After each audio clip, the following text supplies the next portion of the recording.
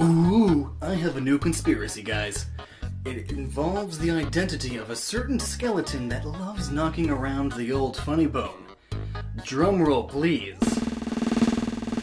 That's right. Sans is none other than Big Skeleton from the 1992 Welsh cartoon Funny Bones. But where is your concrete evidence? Concrete evidence? This is a YouTube video. Just believe everything I say or my fans will attack you. Oh, well, okay. Okay, so maybe we don't know the actual identity of our skeletal quipster. Unless, of course, his identity is none other than Sans the Skeleton. But what we do know is that there are some deep psychological problems or issues deep within the mind of this character. Namely, his depression. But in order to understand what exactly comes into play for Sans's character, we have to know what depression entails. So what is depression? Many people assume it just means being sad all the time, and while that may be a part of it, it is by far not the only piece of the puzzle.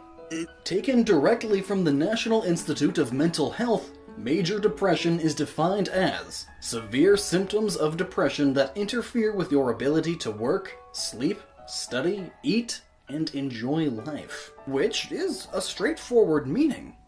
Now let's look at the symptoms. Persistent, sad, anxious, or empty feelings. Feelings of hopelessness or pessimism. Feelings of guilt, worthlessness, or helplessness.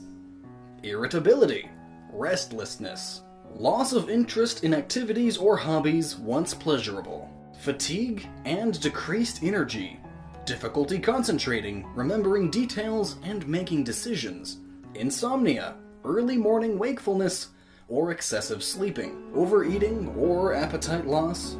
Thoughts of suicide, suicide attempts, aches and pains, headaches, cramps, or digestive problems that do not ease, even with treatment.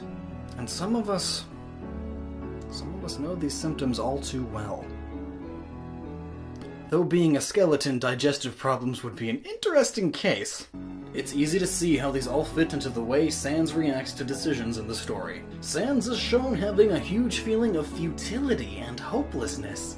His dialogue, especially in the genocide run, shows just how he feels things have been all for nothing. You can't understand how this feels, knowing that one day, without any warning, it's all going to be reset. Look, I gave up trying to go back a long time ago, and getting to the surface doesn't really appeal to me anymore either. 'Cause even if we do, we'll just end up right back here, without any memory of it, right? To be blunt, it makes it kind of hard to give it my all. Or is that just a poor excuse for being lazy? Hell if I know. And now I know you're all saying, well, we already knew that. And yes, that's because this is the most pertinent point of our pesky punster. But there are more clues to his depression. Such as him falling asleep while on his job, but even more so, falling asleep during the fight with him. While it could be argued that it's the fight wearing him down to exhaustion, he's certainly not working his fingers to the bone.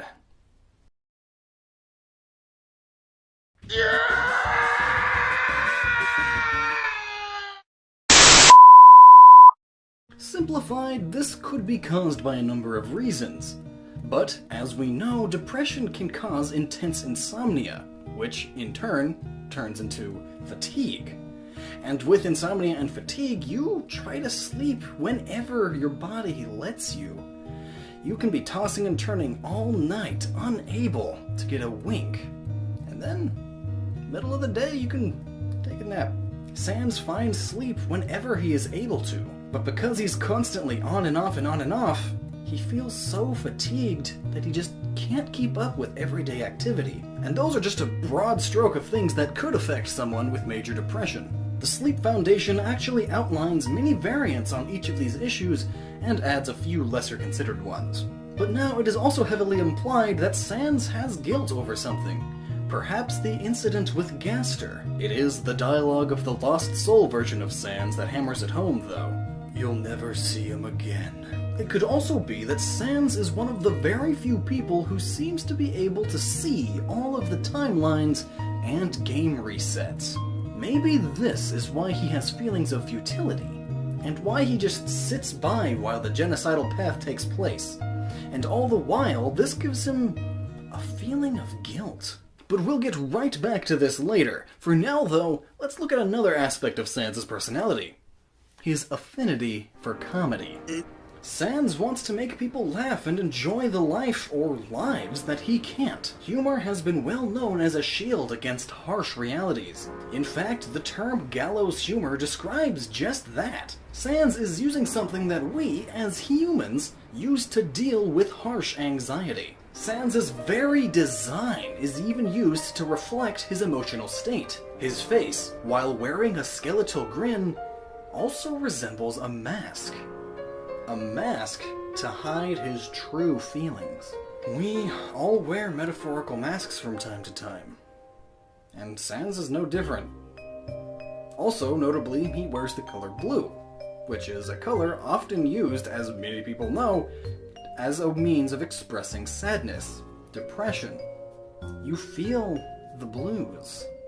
And finally, even his undead appearance could speak to his feeling of despair as well, since often, death is used as an emotional metaphor for depression. More tangibly, it represents a person that wants to be dead, but is still just shambling around, living life like a zombie. Morbid as it is, some people go through with that. But before we get any deeper into that, let's look at the importance of Sans' relationship with his brother, Papyrus.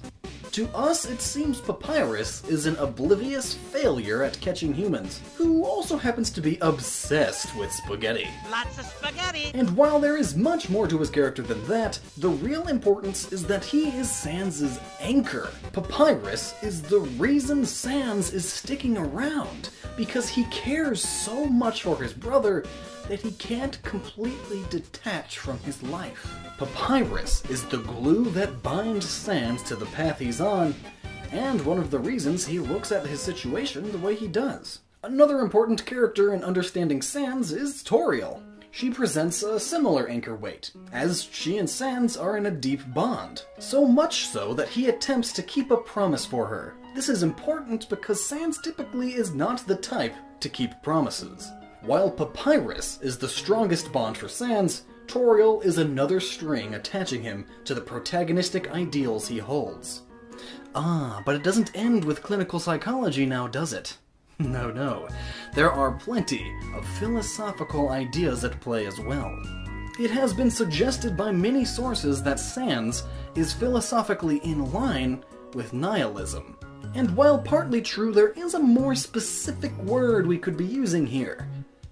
Determinism. Ah, there's that ever-important word again.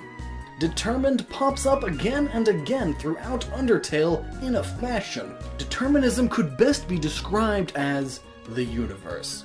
From birth, it is put on a track and moves ever onward, ever advancing, ever expanding. And now, what could be considered a universal birth in a video game? A reset. When the game tells you that you are filled with determination, it is not a hope of making it through the trials of the game itself, but instead it is telling you that you are filled with the determination to continue on the path you chose in the very beginning, that being neutral, pacifist, or genocide. So, how does this apply to Sans and his depression and apathy? Well, because he's fighting against a philosophy that says nothing he does matters. This ultimately leads him to decide that it's not worth it to try and stop you from a neutral run.